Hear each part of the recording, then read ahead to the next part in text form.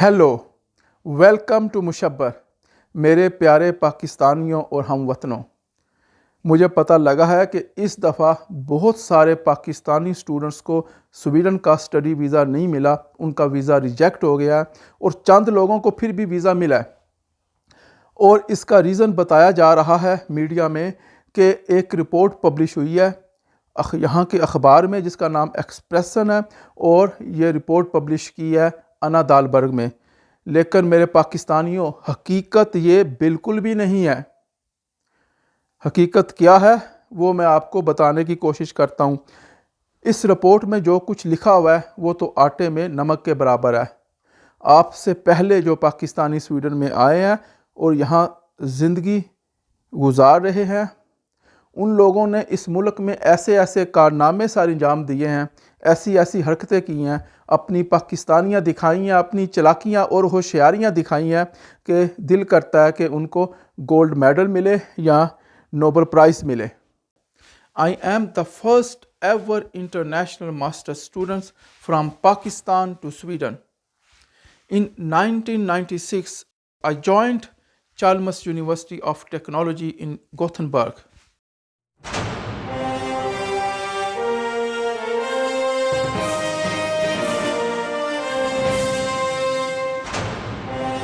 Nobel prize भी Sweden में ही दिया जाता है और शायद उनको मिल भी जाए किसी वक्त नोबल प्राइज़। तो आपको अगर वीज़े नहीं मिले तो इसकी वजह सिर्फ़ और सिर्फ ये रिपोर्ट नहीं है। इस रिपोर्ट ने भी अपना किरदार अदा किया है, लेकिन हकीकत यह है कि ये रिपोर्ट इसकी वजह नहीं है। इसकी वजह वो सारे पाकिस्तानी हैं जो आपसे पहले स्वीडन में आए और यहाँ अब ज़िंदगी बसर कर रहे हैं, यहाँ अपनी ज़िंदगी गुजार रहे हैं।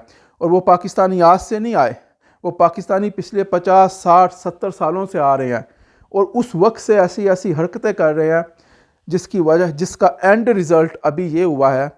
और ये मेरा ख्याल है एंड रिज़ल्ट भी नहीं है, ये इंटरमीडिएट रिज़ल्ट है। वो ये हुआ है कि आप लोगों को बहुत बड़ी तादाद में स्टडी वीज़ा नहीं मिले। अब मैं आपको बताने की कोशिश करता हूँ, एक्सप्लेन करने की कोशिश करता हूँ कि जो कुछ मैं कह रहा हूँ उसका क्या मतलब है और ये क्यों सच है। ये कुछ बताने के लिए मुझे थोड़ा सा माजी में जाना पड़ेगा, हिस्ट्री में जाना पड़ेगा। तो मेरे पाकिस्तानियों, पाकिस्तान से मैं पहला इंटरनेशनल मास्टर स्टूडेंट हूँ जो स्वीडन आया था 1996 में गोथनबर्ग में, चार्ल्मर्स यूनिवर्सिटी ऑफ टेक्नोलॉजी में। और जब मैं यहाँ आया था उस वक्त नए नए मास्टर्स प्रोग्राम ये स्टार्ट हुए थे। सारे स्वीडन में शायद 4, 5 या 6 मास्टर्स प्रोग्राम थे। कोई उसी साल स्टार्ट हुए थे जिस साल मैं आया था, कोई एक दो साल पहले स्टार्ट हुए थे। दुनिया को इनका पता नहीं था, हत्ता कि मुझे भी नहीं पता था। ये मास इत्तफाक़ी है कि मैं पहला पाकिस्तानी स्टूडेंट बन गया जो स्वीडन में इंटरनेशनल मास्टर्स प्रोग्राम करने आया था। ये तकरीबन 27 साल पहले की बात है, 3 डेकेड्स गुजर गए हैं। तो मैं आपको बताना चाहता हूँ कि मैंने इन 3 डेकेड्स में 27 ईयर्स में स्वीडन में क्या होते हुए देखा। पाकिस्तानियों के हवाले से पाकिस्तानियों ने क्या क्या क्राइम किए, इनको आप क्रिमिनल एक्टिविटीज़ कह सकते हैं। जो कुछ रिपोर्ट में दर्ज है वो यहाँ के कानून के मुताबिक क्रिमिनल एक्टिविटी है।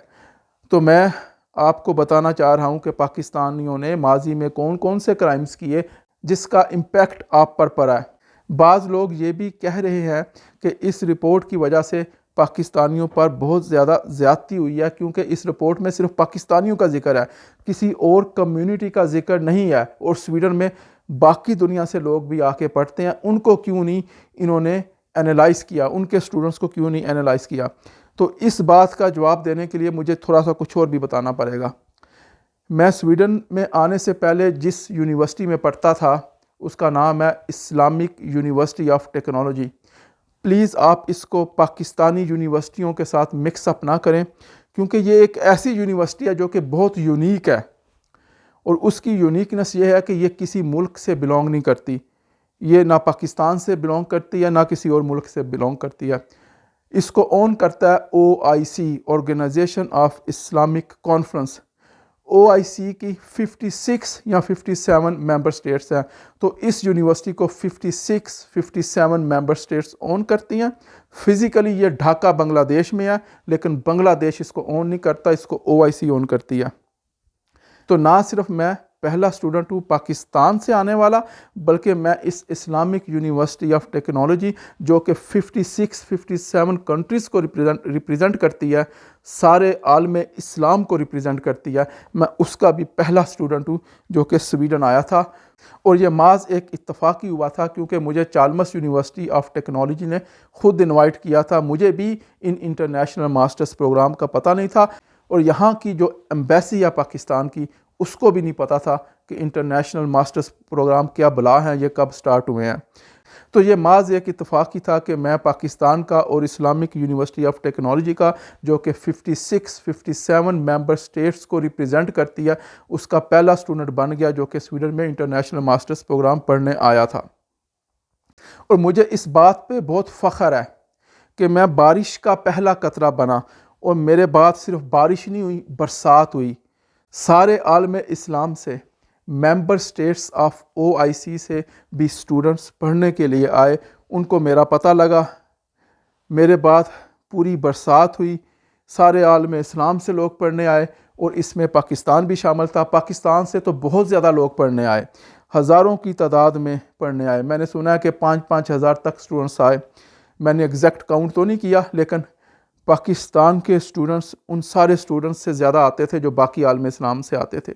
یہ میں آپ کو اس لیے بتا رہا ہوں کہ سویڈن میں صرف پاکستانی اسٹوڈنٹس نہیں پڑھتے، عالم اسلام کے اسٹوڈنٹس بھی یہاں پڑھتے ہیں، جو کہ میجورٹی جن کی تھرڈ ورلڈ کنٹری ہے، افریقہ سے، ایشیا سے، مڈل ایسٹ سے، عرب لوگ، یہ بھی یہاں آ کے پڑھتے ہیں۔ ان لوگوں کو بھی انٹرنیشنل ماسٹرز پروگرام کا نہیں پتہ تھا۔ جب میں آیا تو یہ لوگ بھی آنا شروع ہوئے، اور پھر یہ بارش چلتی گئی۔ اس لیے مجھے بہت دکھ ہوتا ہے جب یہاں غلط چیزیں ہوتی ہیں، کیونکہ جب یہ دروازہ کھلا تھا تو میں لوگوں کو کہتا تھا یہ من و سلوا ہے۔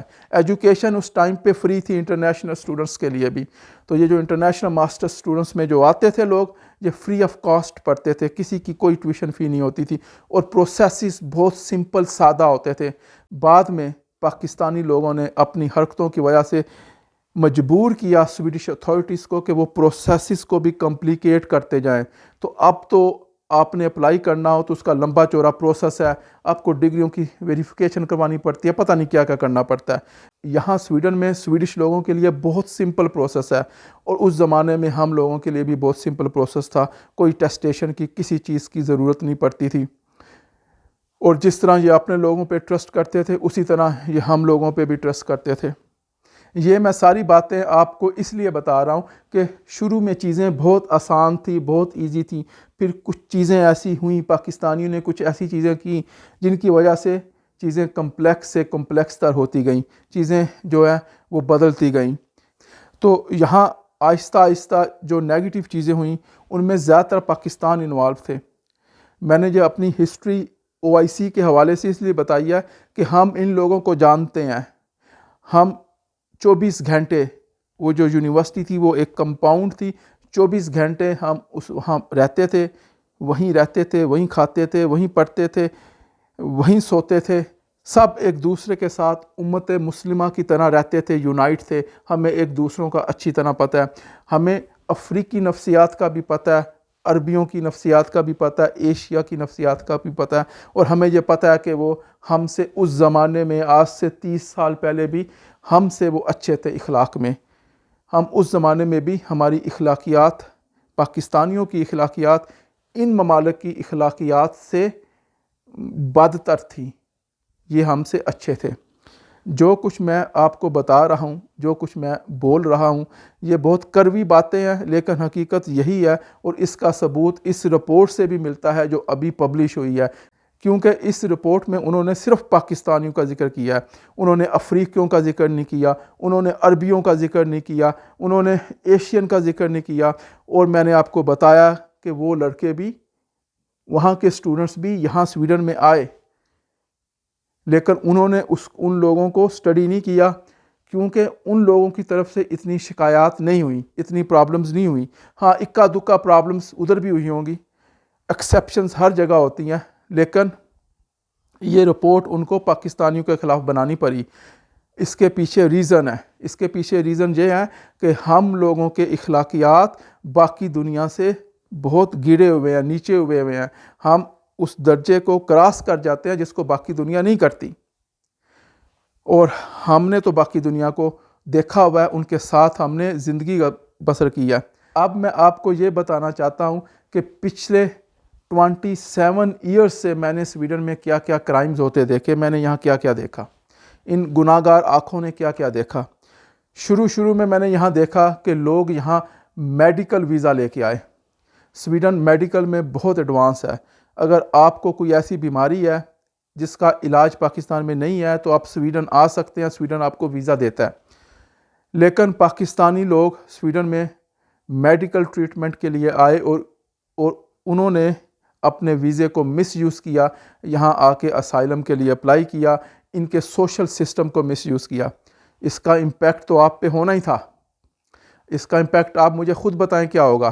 اس کا امپیکٹ یہ ہوگا کہ نیکسٹ پاکستانی جب اسی میڈیکل ویزے کے لیے اپلائی کرے گا تو اس کی سکروٹنی زیادہ ہوگی، اس کو آسانی کے ساتھ ویزا نہیں ملے گا، کیونکہ ہسٹری میں جو کچھ ہوا ہے یہ سب کچھ سویڈش لوگوں کو پتہ ہے، ان کی اتھارٹیز کو پتہ ہے۔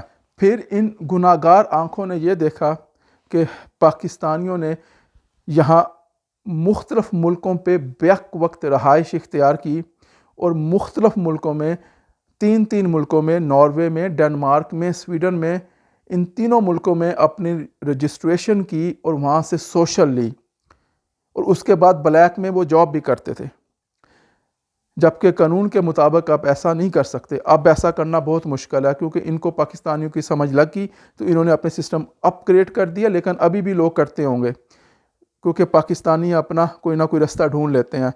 تو اگر آپ کو سمجھ نہیں آئی تو آپ کو مزید سمجھانے کے لیے یہ بات کرتا ہوں کہ پاکستانی 1 سے زائد ملکوں میں رجسٹر ہوئے، وہاں جا کے انہوں نے کام نہیں کیا، سوشل بینیفٹس ان کو ملتے ہیں جن کے پاس کوئی جاب نہیں ہوتی، تو ان سے سوشل بینیفٹس بھی لیتے تھے، اور اس کے علاوہ چوتھی اپنی جاب بھی کرتے تھے، اور آپ یہ نہیں کر سکتے، اور یہ بہت بڑا کرائم ہے، یہ پاکستانیوں نے کیا۔ ان لوگوں کو پتہ ہے، امیگریشن اتھارٹیز کو جنہوں نے آپ کو ویزا دینا ان کو پتہ ہے اس بات کا، اور اس قسم کے کام صرف ان پڑھ یا انڈر ایجوکیٹڈ پاکستانیوں نے نہیں کیے، بڑے پڑھے لکھے پاکستانیوں نے ایسے کام کیے، masters holders, P H D holders لوگوں نے ایسے کام کیے۔ یہ پڑھے لکھے پاکستانیوں کے کارنامے ہیں۔ میں نے یہاں دیکھا کہ پڑھے لکھے پاکستانی جن کے پاس ایڈوانسڈ ماسٹرز ڈگری تھی، ان کو کسی اور ملک میں جاب ملتی ہے اچھی تو وہ فیملی سمیت یہاں سے مائیگریٹ ہو جاتے ہیں اس ملک پہ، اور مائیگریشن کی وہ اپنی انفارمیشن جو ہے وہ اپ ڈیٹ نہیں کرتے، اور اس کی وجہ سے کیا ہوتا ہے، کیونکہ یہاں کی ریکوائرمنٹ ہے کہ آپ ملک سے باہر جائیں تو آپ نے یہاں کی اتھارٹیز کو بتانا ہوگا، اپنے آپ کو ان رجسٹر کرنا ہوگا تاکہ آپ کو سوشل بینیفٹس نہ ملیں۔ لیکن لوگوں نے یہاں کے سوشل بینیفٹس لیے جن کے وہ حقدار نہیں تھے، اور وہ دوسرے ملکوں میں جا کے رہ رہے تھے انکلوڈنگ پاکستان، اور وہ لوگ یہ کام کر رہے تھے جن کے پاس ماسٹرز ڈگریاں ہیں، جو پڑھے لکھے ہیں۔ تو پڑھے لکھے پاکستانیوں نے بھی ایسے کام کیے۔ پھر ان گناہ گار آنکھوں نے یہ دیکھا کہ پاکستانی یہاں بہت زیادہ بلیک جاب کرتے ہیں۔ بلیک جاب کرنا کرائم ہے، نمازیں بھی پڑھتے ہیں 5 وقت کی اور ساتھ ساتھ بلیک جاب بھی کرتے ہیں، دونوں آپس میں کنٹراڈکٹری ہیں۔ تو لگتا ہے کہ پاکستانی جب نمازیں پڑھتے ہیں ان کو پتہ ہی نہیں ہے کہ وہ کیا پڑھ رہے ہیں، لیکن ساتھ میں بلیک جاب وہ کر رہے ہیں۔ پھر یہاں کافی دفعہ اخباروں میں یہ بھی آیا کہ پاکستانی لوگوں نے بہت زیادہ یہاں نقل کی، پاکستانی اسٹوڈنٹس جو یہاں پڑھنے آتے تھے وہ نقل میں پکڑے گئے۔ یہاں نقل کا کنسیپٹ ہی نہیں تھا، یہاں کوئی نقل کرتا ہی نہیں تھا۔ چیٹنگ پیپر میں، امتحانات میں کسی کو پتہ ہی نہیں تھا کہ نقل کیا چیز ہوتی ہے۔ نقل کرنے کا سسٹم بھی یہاں پاکستانیوں نے انٹروڈیوس کروایا۔ اس میں باقی کمیونٹی کے لوگ بھی انوالو ہیں، ان کے بھی نام کبھی کبھی آ جاتے ہیں، لیکن پاکستانی اسٹوڈنٹس یہاں چونکہ زیادہ تعداد میں آتے تھے اس لیے وہ زیادہ بدنام ہوئے، اور میرا خیال ہے کہ انہوں نے یہ کام باقیوں سے بھی زیادہ کیا۔ اور اب یہ جو رپورٹ پبلش ہوئی ہے، اس رپورٹ میں یہ پبلش کیا گیا ہے کہ اس خاتون نے رینڈم اسٹوڈنٹس کو پک کیا، پھر ان کو مانیٹر کیا، ان کو چیک کیا، اور یہ ان کو پروف مل گیا کہ 72% جو پاکستانی اسٹوڈنٹس تھے وہ صرف بہانہ بنا کے یہاں آئے تھے، انہوں نے کبھی اپنی ایجوکیشن ہی نہیں کمپلیٹ کی۔ اور اس کے علاوہ انہوں نے یہ بھی لکھا ہے اس رپورٹ میں کہ ہمیں کوئی پتہ نہیں کتنے لوگ بلیک میں جاب کرتے ہیں. ان کو تو نہیں پتہ, ہم پاکستانیوں کو تو پتہ ہے کہ بہت زیادہ لوگ یہاں بلیک میں جاب کرتے ہیں. اس کے علاوہ بہت سی اور باتیں بھی لکھیں گی, رپورٹ آپ نیچے پڑھ سکتے ہیں. لیکن کہنے کی یہ بات ہے کہ جو کچھ رپورٹ میں لکھا گیا ہے یہ آٹے میں نمک کے برابر بھی نہیں ہے. یہ سب کچھ یہاں ہوتا ہے, اور یہ جو کچھ رپورٹ میں لکھا گیا اس میں باقی لوگ بھی انوالو ہوں گے لیکن بہت کم انوالو ہوں گے. میجورٹی اس میں پاکستانیوں کی انوالو ہے. اسی لیے اس رپورٹ میں صرف پاکستانیوں کا ذکر ہے, باقیوں کا ذکر نہیں. ان افریقیوں کا ذکر نہیں جن کے ساتھ ہم 24 گھنٹے رہتے تھے, ان عربیوں کا بھی ذکر نہیں جن کے ساتھ ہم 24 گھنٹے پڑھتے تھے, ان ایشینز کا بھی ذکر نہیں جن کے ساتھ ہم 24 گھنٹے کھیلتے تھے. اس میں ذکر صرف پاکستانیوں کا ہے, اور اس میں پاکستانیوں کو پوائنٹ کرنے کی ریزن ہے. یہ آپ پہ کوئی ظلم نہیں ہوا, حقیقت یہی ہے کہ آپ سے پہلے آنے والے پاکستانیوں نے ایسے ایسے کارنامے سارے انجام دیے ہیں کہ ان کو یہ رپورٹ بنانی پڑی, ان کو بہانہ بنانا پڑا اس رپورٹ کا آپ لوگوں کے ویزے ریفیوز کرنے کے لیے. جبکہ یہ جو ملک ہے اس ملک میں بہت اپورچونٹیز ہیں, آپ سیدھے طریقے سے بھی بہت کچھ کر سکتے ہیں. آپ اگر یہاں اپنی سٹڈی کمپلیٹ کریں آپ بہت زیادہ ترقی کر سکتے ہیں, اچھی اچھی جابس لے سکتے ہیں, ٹاپ لیول پہ جا سکتے ہیں. بہت ہائی لیول پہ تو کوئی بھی نہیں یہاں گیا, لیکن آپ اچھی خاصی ارننگ کر سکتے ہیں, آپ اپنا بزنس کر سکتے ہیں, جس مرضی لیول پہ اس بزنس کو لے کے جائیں. تو یہاں اپورچونٹیز بہت ہیں. ہم پاکستانیوں کو محنت نہ کرنے کی عادت ہے, ہم پاکستانیوں کو یہ سمجھ بھی نہیں لگتی کہ دیر از نو فری لنچ. اس دنیا میں فری لنچ نہیں ملتا, ہر کام کے لیے محنت کرنی پڑتی ہے. ہم پاکستانی یہ بھی سمجھتے ہیں کہ ہم دنیا کی بہت چالاک اور ہوشیار اور شاطر قوم ہے, اور ہم سمجھتے ہیں کہ دنیا بیوقوف ہے. ہم سمجھتے ہیں کہ یہ سویڈن کے جو لوگ ہیں یہ بیوقوف ہیں, ان کو کچھ پتہ ہی نہیں ہے, اور ہم دنیا کی سب سے قابل ترین قوم ہے. اگر ہم دنیا کی قابل ترین قوم ہوتے تو جو پاکستان کے حالات ہیں وہ ایسے نہ ہوتے. سویڈش لوگ کوشش کر رہے ہوتے کہ وہ پاکستان جائیں اور وہاں جا کے سٹڈی حاصل کریں. اگر ہم واقعی دنیا کی ہوشیار قوم ہوتے تو دنیا پاکستان آتی, پاکستان جنت ہوتا. اور اگر سویڈش دنیا کے بدھو ہوتے, ان کو کچھ نہ پتہ ہوتا, تو ان کا حال پاکستان جیسے ہوتا. تو یہ حقیقت ہے کہ جو کچھ ہم سمجھتے ہیں اپنے آپ کو, ہم وہ نہیں ہیں. ہم اتنے چالاک اور اتنے ہوشیار نہیں ہیں. ہمیں تو یہی نہیں پتہ کہ چالاکی اور ہوشیاری کیا ہے. جس چیز کو ہم چالاکی اور ہوشیاری سمجھتے ہیں حقیقت میں وہ بدھو پن ہے. تو میں آپ کو یہ میسج دینا چاہتا تھا کہ لوگ تو پوائنٹ آؤٹ کر رہے ہیں اس ریسنٹ رپورٹ کو, جبکہ حقیقت یہ ہے کہ یہ جو ریسنٹ رپورٹ ہے یہ تو آٹے میں نمک کے برابر ہے. حقیقت بہت ورس ہے اس سے. حقیقت بہت جو ہے نا وہ ایک ڈراؤنا خواب ہے. ہم لوگوں نے یہاں بہت زیادہ غلط کام کیے ہیں, اور اس میں سارے پاکستانی انوالو ہیں میرے سمیت. میں سب پاکستانیوں کو اس کا قصوروار اس لیے ٹھہرا رہا ہوں کہ کچھ لوگ یہاں ہوں گے جو یہ کام نہیں کرتے, جو سیدھے راستے پہ ہیں, راہ راست پہ ہیں. یہاں بہت سارے پاکستانی ایسے بھی ہوں گے جو کہ ان غلط کاموں میں نہیں پڑتے, جو راہ راست پہ ہیں, جو سیدھے راستے پہ ہیں. لیکن حقیقت تو یہ ہے کہ اس کو آپ راہ راست نہیں کہہ سکتے, سیدھا راستہ نہیں کہہ سکتے, کہ جب آپ اپنی آنکھوں سے غلط چیز ہوتی دیکھیں اور آپ اس کو روکیں نا. یہاں سارے پاکستانیوں کو پتہ ہے کہ پاکستانی کیا کیا غلط کام کرتے ہیں, اور کوئی انہیں نہیں روکتا. اگر کوئی روکے تو وہ کہتا ہے کہ بھئی تمہارا کیا درد سر ہے, جبکہ درد سر ہوتا ہے. یہاں کوئی سوشل سسٹم کو مس یوز کرے تو وہ سارے لوگ جو ٹیکس پے کرتے ہیں وہ ان پہ برڈن ہوتا ہے. تو اگر یہاں کوئی سوشل سسٹم کا بینیفٹ اٹھا رہا ہے تو میں ڈائریکٹ اس کا وکٹم ہوں, وہ میری جیب سے پیسہ نکال رہا ہے. تو حقیقت میں امپیکٹ ہوتا ہے. کوئی یہاں پاکستانی غلط کام کرے تو باقی سب لوگوں پہ امپیکٹ پڑتا ہے. اسی لیے تو آج کل سویڈش لوگ یہ کہتے ہیں, جو ہمارے کولیگ ہیں وہ یہ کہتے ہیں یہ وہ ملک ہی نہیں ہے جہاں ہم پیدا ہوئے تھے, اور وہ فارنرز کے خلاف ہوتے جا رہے ہیں. ابھی حالیہ الیکشن ہوئے ہیں, اس الیکشن میں بھی ان پارٹیز نے اچھے خاصے ووٹ لیے ہیں, اور لگتا یہی ہے کہ شاید وہ پاور میں آ جائیں جو کہ امیگرنٹس کے خلاف ہیں. اور اس کی وجہ ہم پاکستانی ہیں کہ ہم نے یہاں ایسی حرکتیں کی, ایسے کام کیے کہ ایسی ایسی پارٹیاں اب ابھر کے آ رہی ہیں جو کہ فارنرز کا راستہ ختم کرنا چاہ رہی ہیں.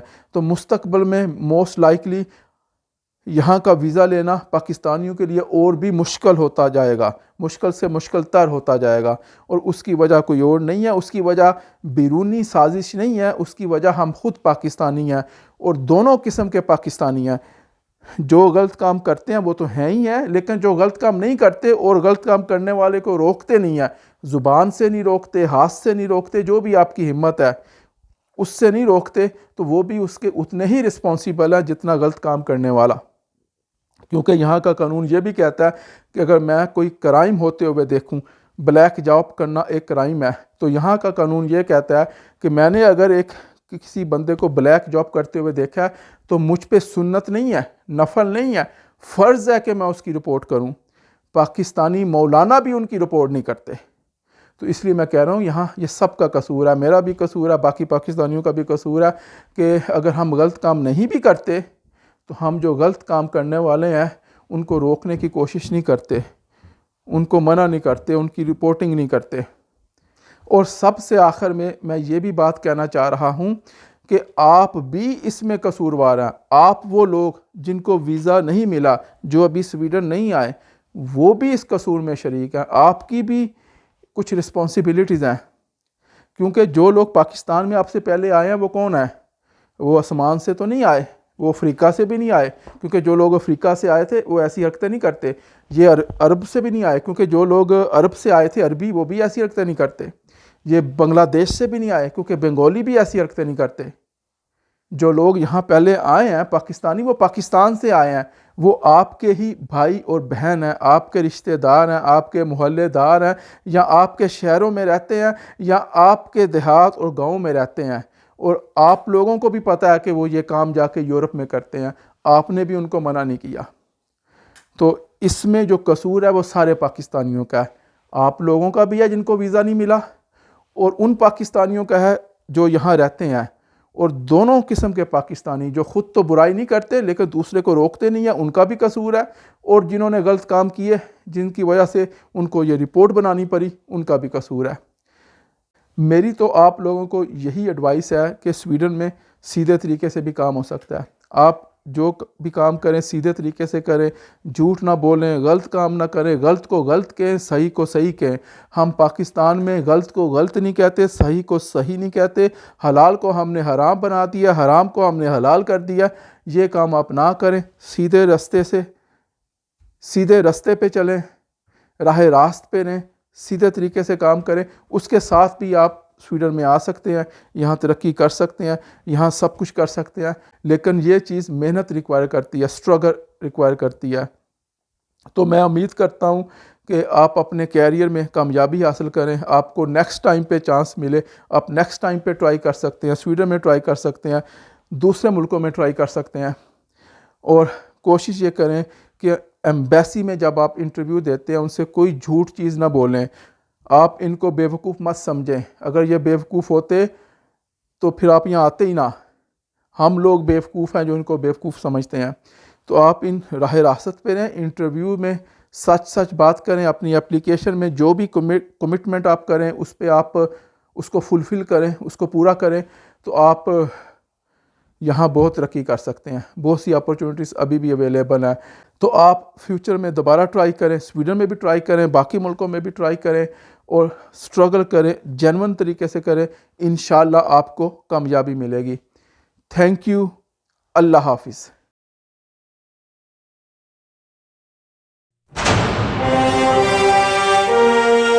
If you like this video, please share this video to the whole world.